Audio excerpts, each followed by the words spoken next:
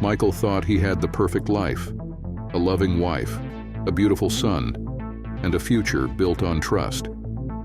But one fateful night, everything he believed in shattered. Watching from the shadows, he uncovered Laura's betrayal, a moment that turned his love into heartbreak, and heartbreak into a burning desire for revenge. In a world where trust is fragile, how far would you go to right the wrongs?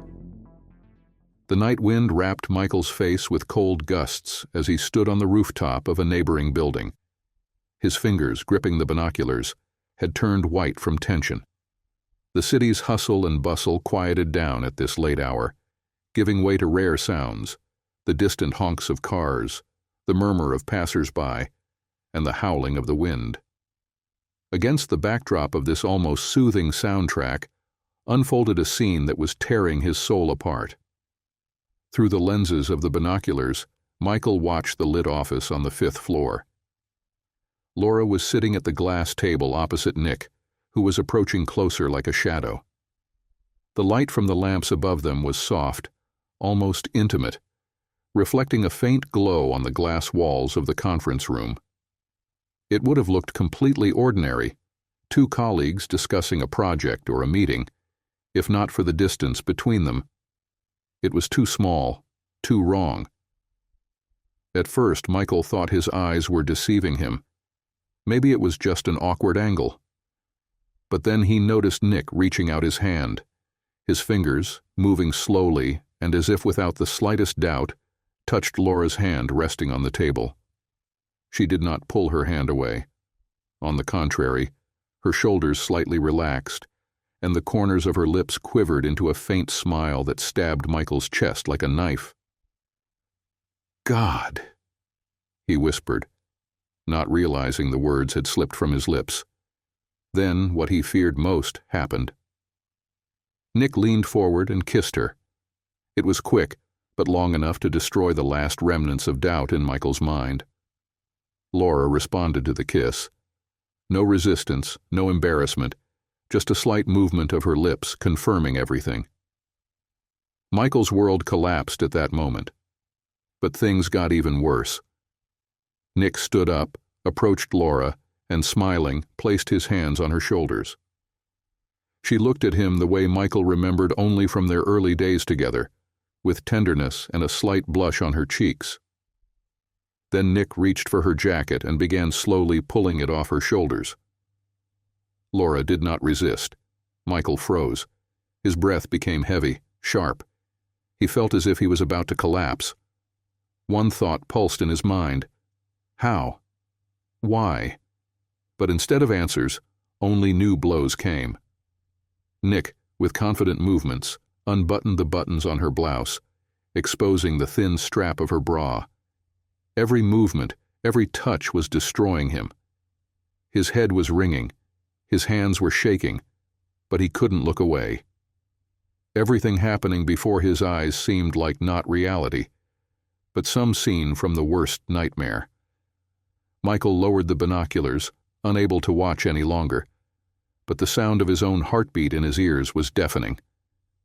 He raised the binoculars again, as if hoping that what he saw would refute everything. But no. Everything only got worse. 10 years ago. The bright sunlight poured into the parking lot of a small cafe where Michael, then a 29-year-old engineer with big ambitions, was taking his break. He was in a hurry. Lunch was coming to an end, and there was only half an hour left before his meeting with investors. A sudden screech of brakes and a dull thud made him freeze. "Damn!" he exclaimed, as he realized that while reversing, he had slightly bumped someone else's car. Michael jumped out of his car, full of anxiety and ready for possible accusations. But instead of loud complaints, he heard a light, almost musical laugh. Turning around, he saw her. Laura. She was standing next to her car door, raising her hands in a gesture of surrender. Her laugh was contagious, and Michael felt the tension leave his shoulders. "Well, you could at least have knocked to let me move my car," she joked, her voice soft but with a hint of irony. Michael smiled awkwardly, feeling embarrassed and slightly charmed. "I'm sorry, I didn't see you. It's my fault. Let me fix everything," he quickly offered, examining the small chip on her bumper. "Don't worry," she replied, slightly adjusting her chestnut hair that gleamed in the sunlight. "It's nothing serious. Just be more careful next time." Michael was about to get back into his car but stopped. His gaze lingered on her. She was incredible. Her figure was slim and toned, about 5 feet 6 inches, 168 centimeters, tall, with gentle curves accentuated by jeans and a simple white blouse. She looked natural, without excessive makeup, but her fresh beauty and radiant skin were captivating. Maybe to make up for my mistake, I could invite you to dinner," he suggested unexpectedly for himself. She raised an eyebrow, slightly surprised by his boldness, but the smile remained on her face. "Well, you're definitely quick. Why not?" They exchanged numbers, and thus began their story. They met that evening at a small, cozy restaurant nearby. Laura came in a light blue dress that highlighted her sculpted figure and perfect tan. Her eyes, a deep shade of brown, seemed to sparkle with flecks of light. Every time she laughed, her laughter filled the entire room, making people turn to look. Michael recalled that dinner as the moment that changed his life. Laura was witty, charming, and somehow incredibly down-to-earth. Their conversation started with jokes about the parking incident, but quickly moved on to discuss everything from favorite movies to life ambitions. "I would like to someday lead the marketing department of a large company," she shared, smiling dreamily. "You'll definitely make it," Michael said confidently, feeling that he was speaking not just to give a compliment, but from the bottom of his heart. He was captivated. Her ease in conversation, her ability to laugh at little things, her confidence that was not overwhelming but inspiring. Michael suddenly realized that meeting Laura was more than a coincidence. She was perfect. As they said goodbye, seeing her off to her car, he noticed how her hair caught the light of a street lamp, reflecting a golden sheen. She looked like a dream. Michael stood by his car for a long time, watching her drive away, and smiled to himself, thinking, "I just met the one." Their life resembled those stories you see in movies and think, "Does this really happen?" But for Michael, it was reality, his reality. He and Laura built everything from scratch together, starting with their first home, a cozy 2-story cottage in a quiet Seattle suburb. The house stood among tall pines, surrounded by a lush garden that Michael had meticulously tended with his hands. Every Saturday, he dedicated a few hours to lawn care, lovingly selecting flowers for the beds that brought so much joy to Laura. When their son Ethan was born, the world became even brighter. Little baby hands, the first laugh, the first steps, all of these bonded them even closer. Laura, gentle and caring, held their son as if she wanted to protect him from all the evils of the world. Michael often stood aside, watching them with a smile and a sense of gratitude for the life they had built together. Every morning began with a ritual that became their family tradition. Breakfasts on the garden terrace were sacred. At the large wooden table, they enjoyed warm coffee and crispy croissants, while Ethan, with crumbs on his cheeks, shared his childhood dreams of becoming a superhero or a pirate captain. Laura listened to him, laughing, her brown eyes sparkling with happiness. In those moments, Michael felt that he needed nothing else in life. In the evenings, the whole family would walk around the neighborhood. Laura, dressed in a simple yet elegant dress, held Ethan's hand, while Michael carried a toy airplane on his shoulder that their son refused to let go of. These walks were filled with laughter, conversations, and a sense of harmony. As the sun set over the horizon, they returned home to watch old movies together or read fairy tales before bedtime. At night, Laura and Michael spent time together, as if the years of marriage had only strengthened their passion. In the soft light of the bedside lamp, Michael saw her skin glow and her hair spread across the pillow. Laura was not just his wife, but his muse, the woman who inspired him to achieve new heights. They talked long about future plans, shared dreams, and confessed their love to each other as if it were the first time. Her voice was soft, almost a whisper, when she said, "I'm so proud of you." And in those moments, he felt he could move mountains for her. Life flowed smoothly. Laura became the true center of Michael's world, his anchor and source of joy. She inspired him to build a better future, to be a better husband, a better father. At the same time, Michael was her reliable support, backing her career ambitions, taking care of the family, and always finding time to remind her how much he loved her. This life seemed unshakable. Their home was filled with laughter and their hearts with love. But Michael didn't know that behind this perfect facade, the first cracks were already beginning to appear, which would soon change everything. It was an ordinary evening, or at least Michael thought so.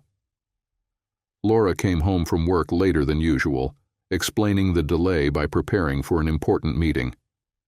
She looked tired, but still maintained her irresistible smile that Michael loved so much. They had dinner together, talked about Ethan's day at school, and about the new rosebuds that had appeared in the garden. Everything was as usual, until Laura asked Michael to take her phone out of the bag left by the entrance. "It should be in the side pocket," she called from the kitchen when Michael took her bag, a sturdy leather item he had bought for her on their wedding anniversary. The bag was heavy as always. Laura carried everything she needed, and a little extra. Michael reached into the side pocket without looking. His fingers felt a smooth package, but instead of the phone, they touched something else. He pulled it out to take a look. His heart raced. It was a package of condoms, sealed, unopened, but their sudden appearance seemed strange. Michael froze, holding it in his hand. A myriad of questions flashed through his mind. They had long stopped using condoms. After Ethan was born, they decided that Laura would take birth control pills. It was more convenient and easier for both. Condoms? They were no longer needed. Where did this come from? Michael thought, trying to suppress the growing sense of anxiety. Laura's bag had always been her personal space. He rarely touched it unless she herself asked. It was her territory, her little world that he always respected. And now, in that world, this item appeared that shouldn't have been there. Maybe it's just a stupid coincidence. He tried to find a reasonable explanation. Maybe she bought it at the pharmacy by mistake. Or maybe someone played a joke on her. A colleague at work, a prankster who put it in the bag as a prank. Michael could hear Laura still talking to Ethan in another room. Her voice was steady, calm, filled with the usual warmth. "Don't jump to conclusions," he told himself, feeling his fingers tighten around the package. He put it back in the side pocket of the bag, trying to keep everything as it was. Pretended as if nothing had happened and found the phone. For a moment longer, Michael stood still before returning to Laura and handing her her device. "Thanks," she said with a smile, unaware that a small but persistent question had already begun to grow in his soul. Inside, Michael was boiling. This solitary, innocent-looking item had become a crack in the mirror of their life. Why? What does this mean? Thoughts filled his head, preventing him from focusing. He tried to convince himself that there was no reason to worry, but from deep within, an unpleasant feeling arose. It quietly whispered that the perfect facade of their marriage might be starting to crumble. The next morning, Michael woke up with a heavy heart. Usually he loved to start the day with a cup of strong coffee, listening to Laura getting ready for work, her light voice and laughter if she chatted with Ethan. But this time he only watched her silently. She stood before the mirror in the bedroom, carefully selecting earrings to match her business suit.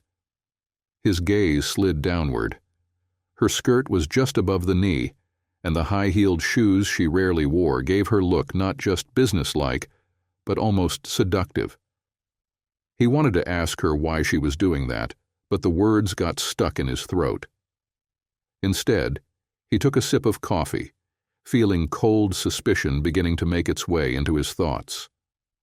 When Laura kissed him on the cheek and left, Michael remained sitting at the kitchen table, staring at her cup with unfinished tea.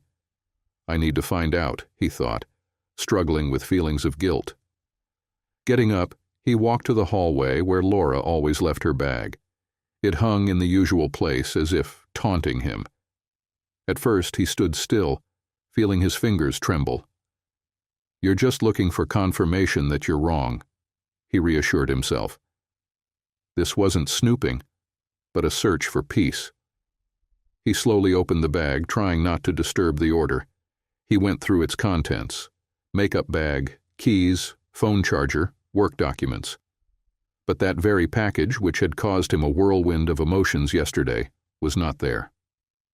Michael paused, peering into the emptiness of the pocket where he had found it yesterday. His heart pounded faster. Where did it go? Why isn't it here? Thoughts raced. Maybe Laura just moved it to another place, or threw it away without paying attention, or did it disappear for another reason? One that he didn't even want to allow himself to think about. He carefully put everything back in place and closed the bag. An inner voice sounded in his head.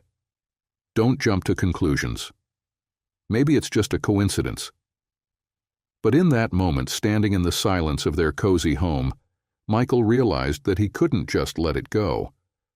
Over the next week, he began to notice little things that had previously escaped his attention. Laura started staying late at work more often, citing endless meetings and urgent tasks. Her explanations sounded plausible, but their number suddenly became too many. "They're asking me for overtime again," she said one evening with an apologetic smile, taking off her blazer. "But it won't last long. We have a new campaign. It will be over in a couple of weeks." But Michael noticed something else. She began to choose her outfits more carefully, even for regular workdays.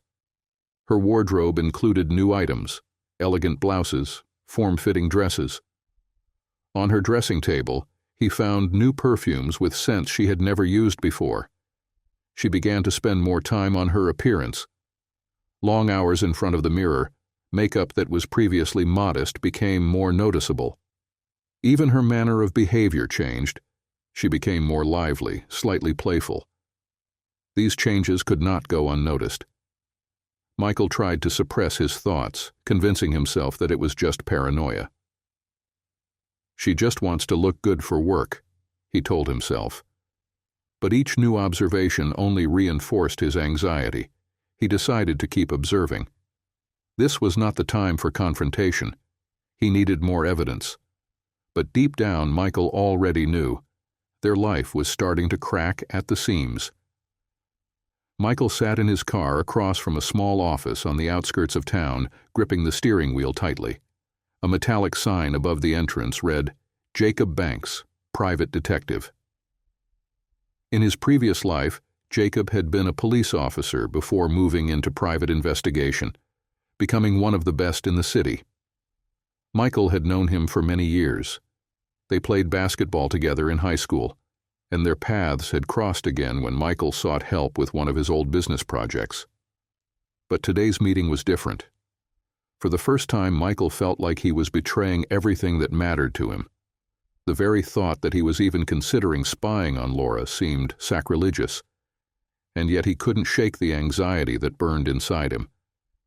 He took a deep breath, got out of the car, and headed toward the door.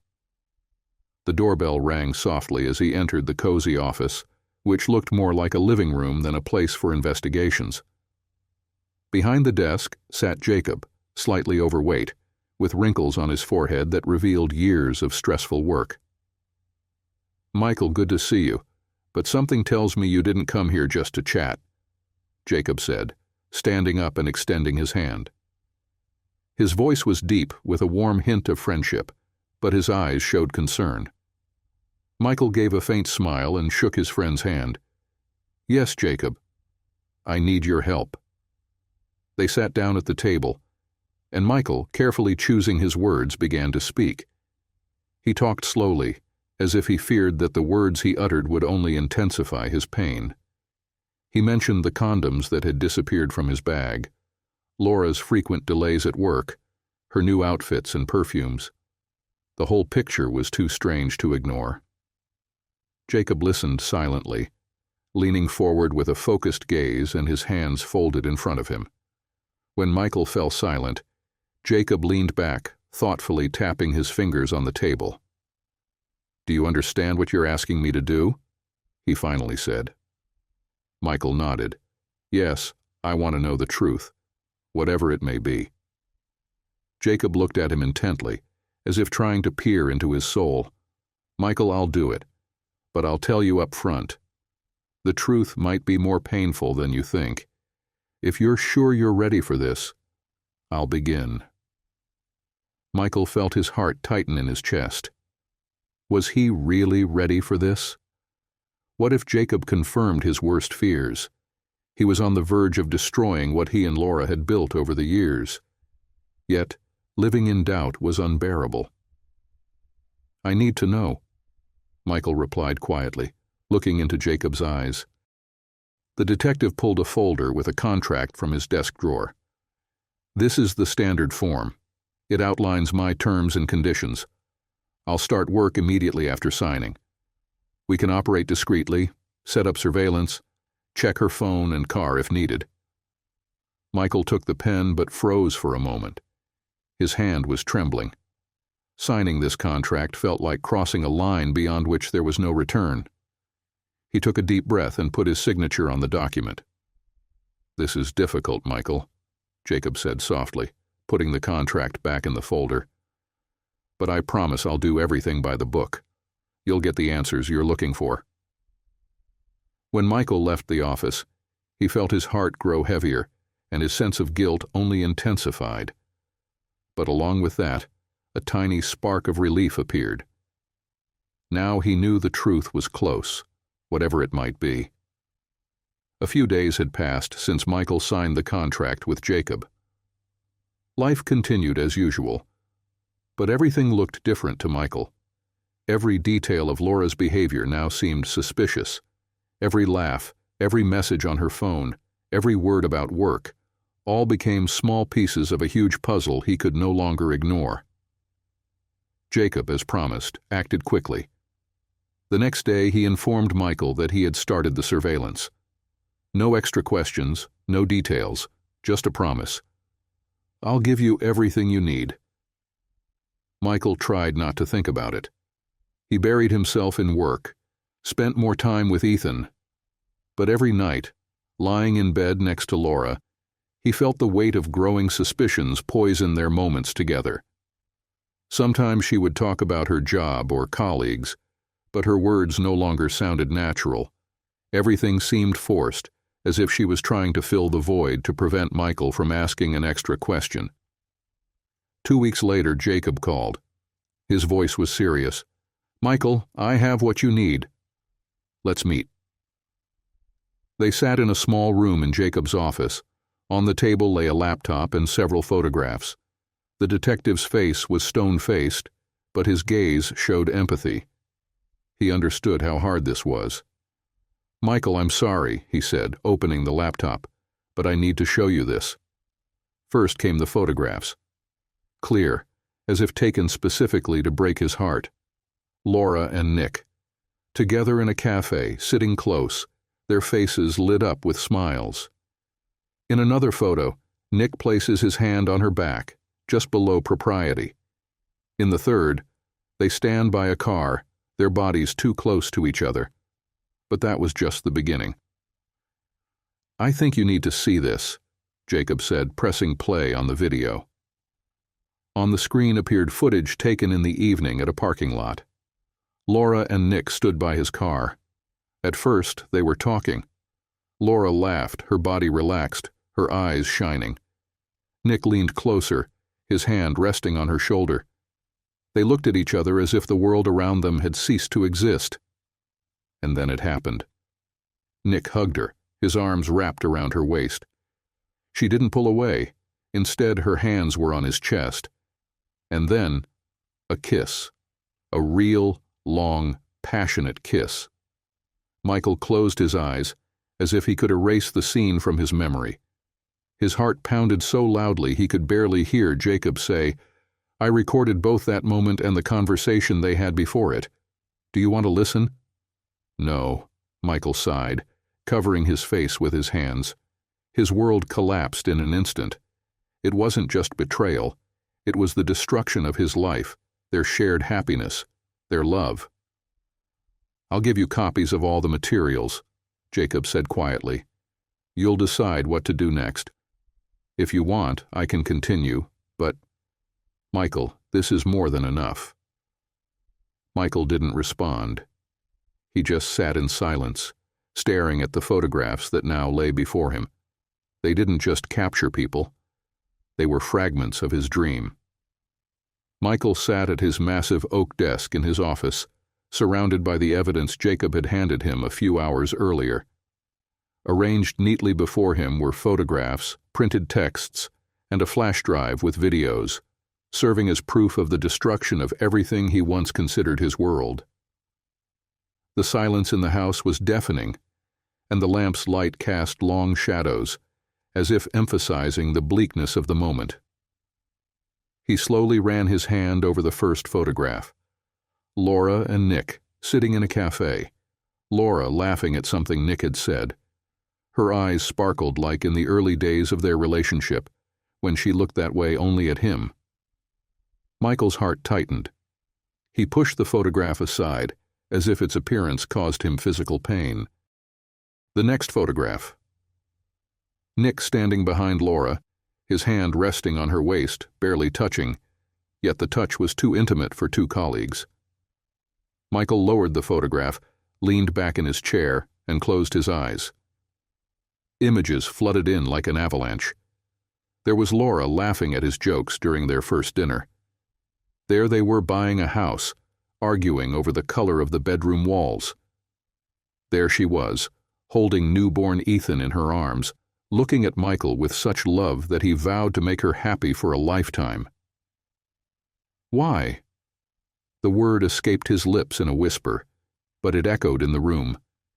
His thoughts were swirling chaotically, grasping at every little thing.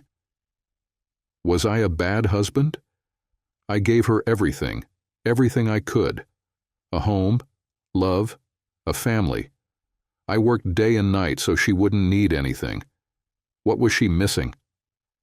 He abruptly stood up, trying to rid himself of the suffocating feeling, and walked to the window. Outside, the night had cloaked the suburban area in darkness, with only dim streetlights illuminating the empty street.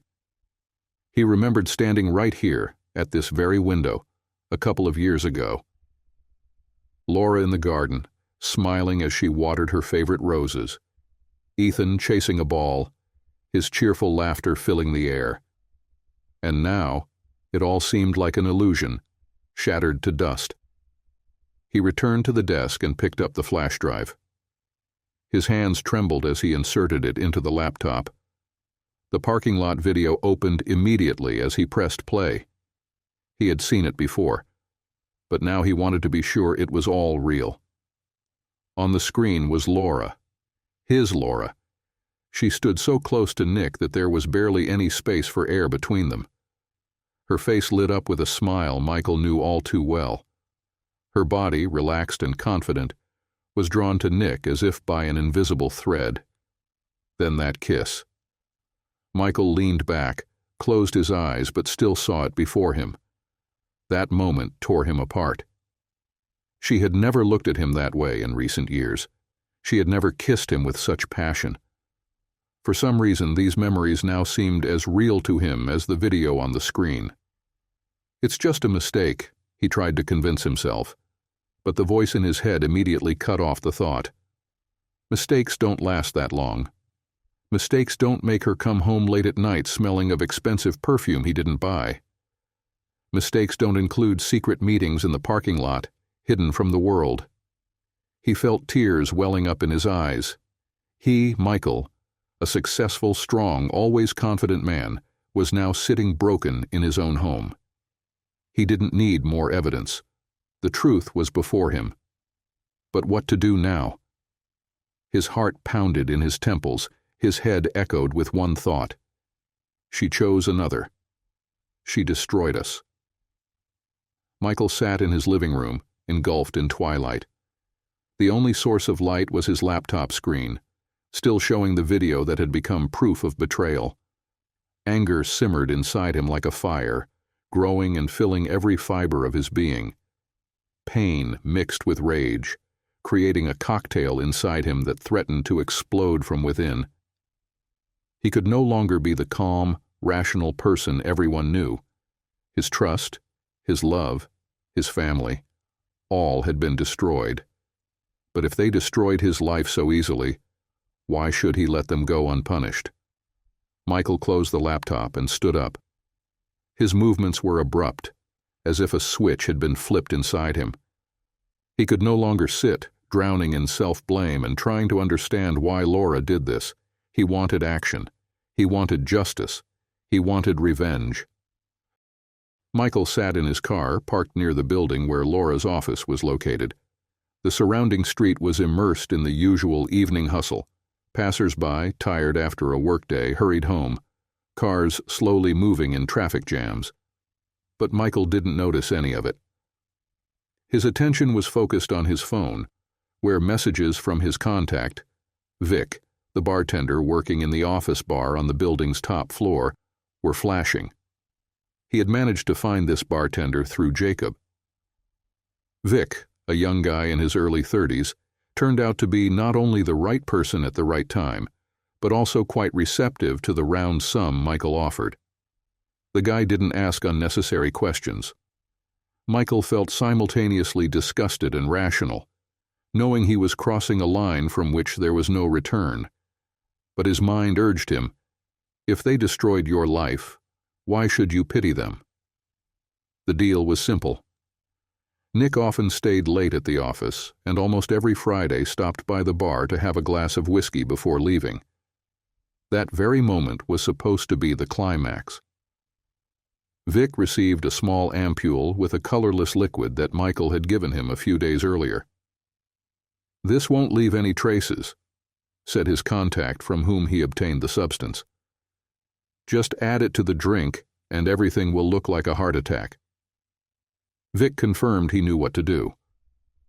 Michael didn't tell him anything extra. The bartender didn't need to know why or for what purpose all this was. His job was simply to pour a drink with the additive and watch what happened. The present. Friday arrived. Michael spent the entire day in a fog, torn between anxiety and cold calculation. He took up position on the roof of a neighboring building. This time the binoculars were in his hands, but his heart wasn't pounding from pain, but from anticipation. He watched as his wife's lover took that very drink and headed to the office, where Laura was already waiting for him. They began kissing and moving toward intimacy. Michael lowered the binoculars. His heart was racing wildly. He glanced at his watch again. Everything had happened exactly as planned. Now, all that was left was to wait. Nick, who had been entertaining Michael's wife, suddenly stood up, his hand reaching for his throat. Michael caught it immediately. Nick's chest began to rise and fall sharply, his face contorted in a grimace of pain. The man grabbed the edge of the bar, trying to maintain his balance, but his legs gave way, and he collapsed heavily onto the floor. Michael felt his heart speed up. He didn't take his eyes off the binoculars, watching the chaos unfolding in the office. Laura stood up, her face filled with horror. She rushed to Nick, knelt beside him, grabbed his shoulders and began to shake him. "Nick, what's wrong with you? Nick!" Her cry, though silent to Michael, was clearly visible on her lips. Nick helplessly tried to say something, but his mouth opened and closed without sound. His face turned red, then began to pale. Laura grabbed her phone, frantically dialing a number, her hands shaking. Michael observed this spectacle with cold calmness. For the first time in a long while, he felt that he was in control of the situation. Everything he had planned was coming to fruition. Soon, panic broke out in the room. Several colleagues, hearing the commotion, entered the office. Someone was shouting. Someone was trying to help Laura. Nick was no longer moving. His body went limp, his head tilted back, his eyes glassy. Michael took a deep breath, putting the binoculars away. His hands were no longer trembling. He looked down at the bustling street. But in his mind, the chaos he had seen still echoed. A sense of satisfaction enveloped him like a long-awaited reward. "We'll see how you handle this now, Laura," he whispered, his voice quiet but imbued with grim triumph. He knew that everything was now going according to his plan. All that was left was to wait for the pieces to fall into place. Sirens sounded from the street. A sharp, piercing wail, drawing closer, echoed off the walls of the office buildings. Michael, still standing on the roof, looked down, watching as several police cars approached the building's main entrance. The doors swung open, and officers rushed out of the cars, hurrying inside. He brought the binoculars to his eyes again, shifting his gaze to the bar where the panic continued. Laura was still standing next to Nick, her face contorted with fear. She was frantically pressing the phone to her ear, seemingly pleading for an ambulance to arrive faster. Colleagues around her tried to do something, but chaos and confusion paralyzed their actions. A few minutes later, 2 police officers burst into the bar. They looked around, and one of them, a large man with a stern expression, immediately approached Laura. The second officer went to Nick, knelt down, and checked his pulse. His expression became serious. He shook his head, and Michael realized it was all over. At that moment, Laura looked lost. She tried to explain something, waving her hands, but the officers didn't listen. One of them asked her to put down the phone and step back. She confusedly complied, and then the officer gestured to call another officer. The scene unfolded quickly, like in slow motion. One of the officers pointed to her bag, which lay on the table next to the bar counter. The policeman opened it and, within seconds, pulled out a small vial, the very one that Vic had placed there, following Michael's instructions. Michael watched intently through the binoculars. His heart beat steadily, but the tension in the air was palpable. The policeman lifted the vial, bringing it closer to his eyes. Then he turned to his partner and said something, slightly tilting his head. It was the crucial moment. "Miss, you need to come with us," the officer said, pointing to Laura, whose face had turned as white as chalk. She froze, not understanding what was happening. "What? Wait. This is a mistake. It's not mine. I don't even know what this is." Her voice trembled, almost breaking. She tried to take a step back, but the officers moved closer, leaving her no chance to escape. They grabbed her hands, quickly fastened the handcuffs. A commotion erupted around her. Laura's colleagues looked at each other in shock. Someone tried to say something to the officers, but they were already leading her to the exit. Laura screamed, cried, continued to insist that she hadn't done anything. Michael lowered the binoculars. His eyes were cold. He didn't need to hear her words. He knew what she would say. He knew how she would try to defend herself, accusing everyone and everything to avoid taking responsibility. But he also knew that the police had evidence that he himself had carefully planted through Vic. He closed his eyes, allowing the sounds of sirens and distant screams to fill his mind. Now, Laura would end up where she would have to answer for everything: her career, reputation, her life. All that she had built was now in ruins, like his own heart had been a few weeks ago. "Justice has been served," he whispered, watching her being taken away in the police car. Michael sat in his office, leaning back in his chair. Before him stood a half-empty glass of whiskey, but he didn't reach for it. The room was enveloped in tense silence, broken only by the barely audible ticking of the wall clock. The phone on the desk vibrated, displaying a familiar name. It was the call he had been waiting for and fearing. Laura. He picked up the receiver but didn't say a word. "Michael!" Her voice, full of despair and tears, pierced the silence. "God, Michael, they arrested me. They say that I poisoned Nick. But it's not true, you know that. You know I would never do such a thing." Michael clenched his teeth but said nothing. Inside him raged a storm of emotions. Anger, cold satisfaction, and something else. Perhaps a shadow of regret. "You have to believe me," she continued, her voice trembling as if she were on the verge of hysteria. "This is some kind of mistake. I don't know how this happened. I had no poison. I have no idea where it came from in my bag." He heard Laura sobbing quietly. It was the sound of someone realizing their world is falling apart, and they can do nothing about it. "Michael, please help me." Her voice became softer, gentler, almost a whisper. "I know we've been through tough times. I know I've made mistakes. But I'm not a killer. I don't deserve this." At that moment, Michael felt his heart skip a beat. The voice he once considered his refuge now sounded foreign. He remembered the times when Laura was his entire life, when her laughter filled the home, and her touch brought him peace. But along with those memories came images of betrayal. Her kiss with Nick, her lies, her coldness in recent months. "Michael?" Her voice brought him back to reality. "Are you there? Please, say something. I can't handle this alone. You could hire a lawyer, talk to someone. You can save me." He took a deep breath, forcing himself to speak calmly. "Why should I believe you, Laura?" He finally replied, his voice quiet but firm.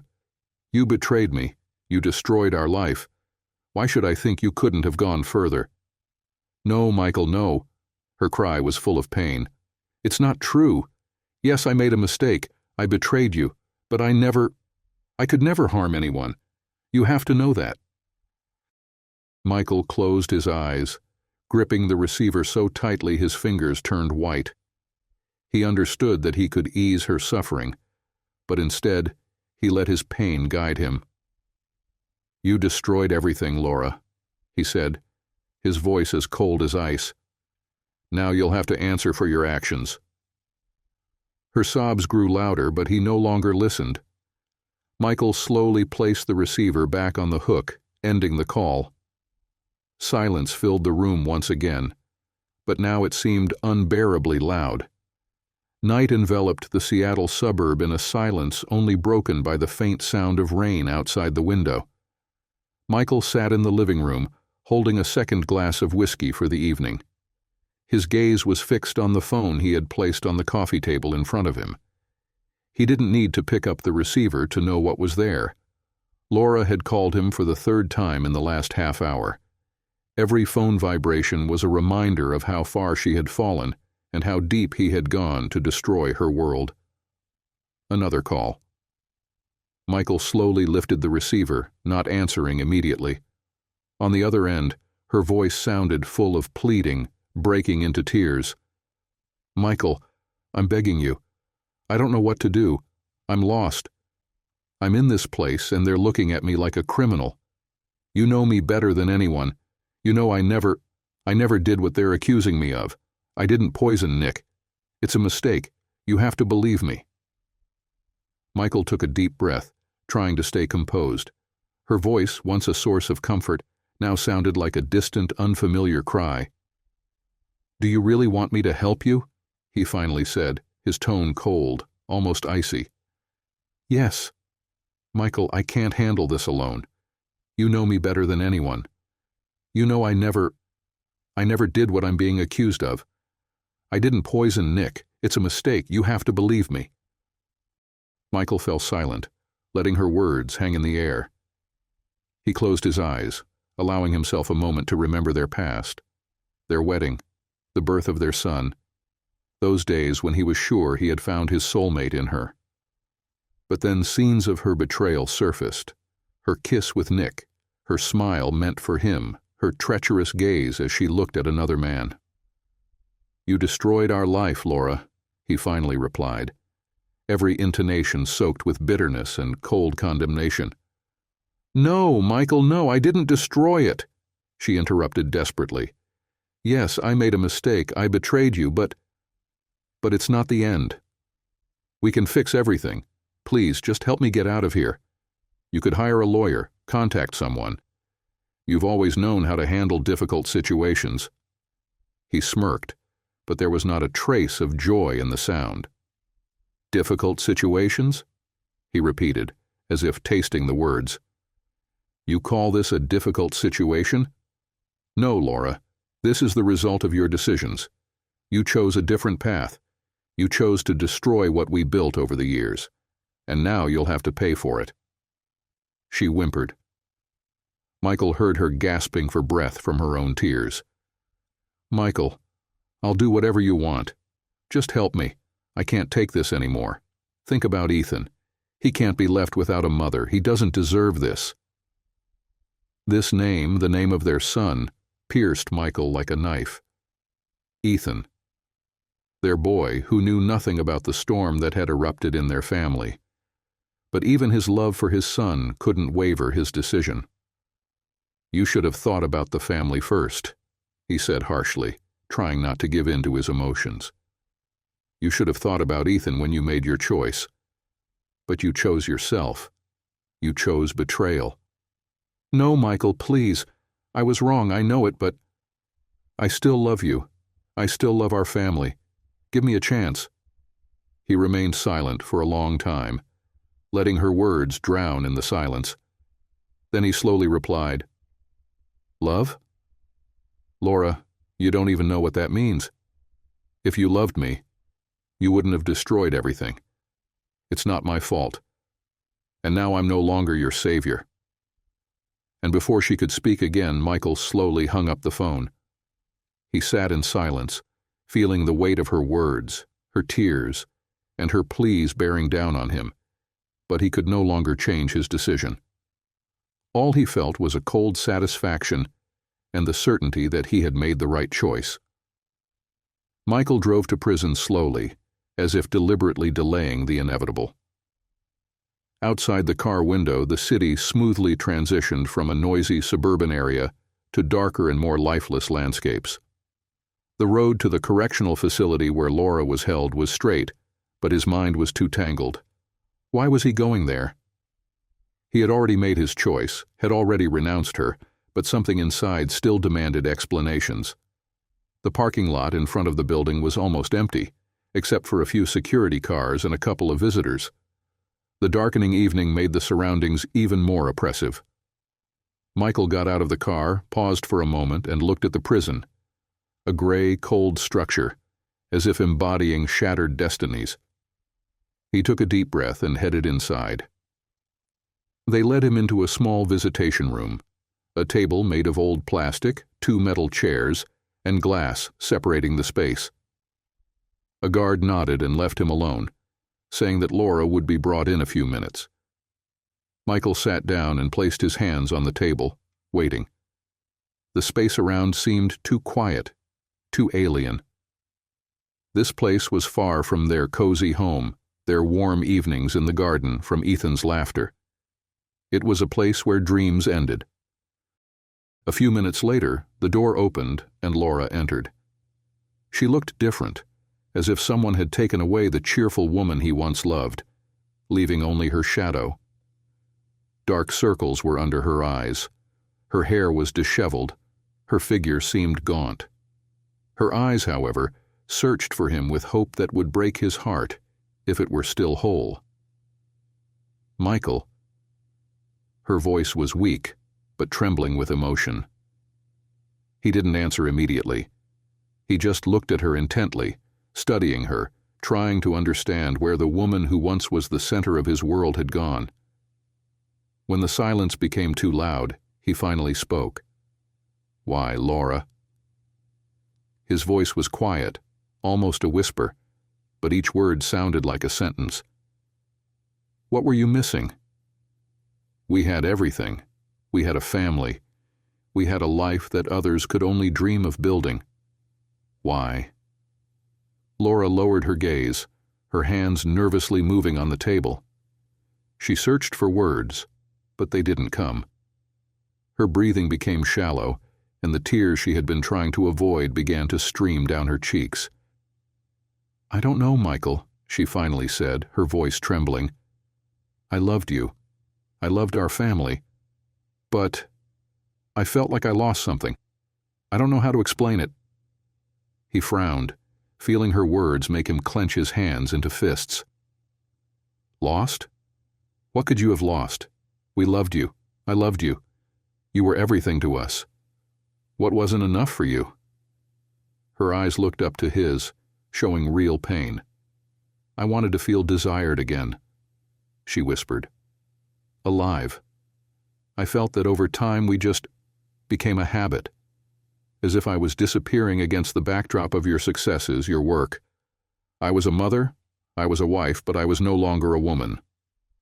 Her words burned Michael, like a knife that someone had abruptly plunged into his chest. He looked at her, not knowing what to say. His anger was justified, but her confession revealed another truth. Somewhere along their marriage, they both lost what once bound them together. Do you think that excuses what you did? He finally said. His voice was steady, but a storm raged beneath it. Do you think I didn't feel tired, that I didn't sense our relationship changing? But I didn't go looking for comfort in someone else's arms. I chose you. I always chose you. Laura recoiled as if his words had been a slap. She covered her face with her hands, her shoulders shaking with sobs. Michael sat silently, watching her. He felt that there was nothing left to say. This woman who once was everything now seemed like a stranger to him. He slowly stood up, his chair screeching loudly on the floor. Laura looked up, her face wet with tears. Michael, please don't leave, she whispered. He looked at her for the last time. I didn't leave, Laura. You destroyed everything. Then he turned and left the room, leaving her alone.